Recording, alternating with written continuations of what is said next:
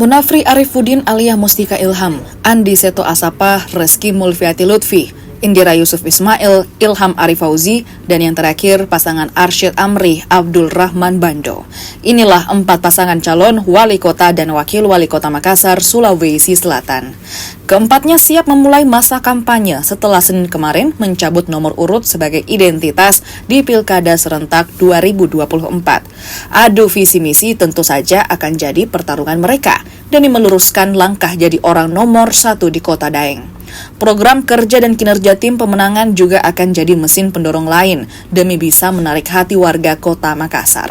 Meski akan adu visi misi, namun mereka berkomitmen untuk bersama-sama menciptakan pilkada yang damai, saling menjaga, serta bergembira bersama.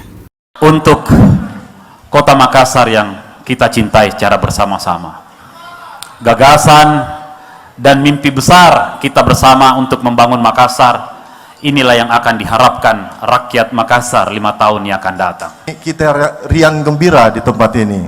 Kita tertawa bersama, rangkulan bersama, dan alhamdulillah silaturahmi ini kita jalankan walaupun saat ini ada kompetisi. Mari kita memilih pemimpin, insya Allah pemimpin yang bisa amanah, yang akan menahkodai kota Makassar ke depannya. Mari teruskan kebaikan.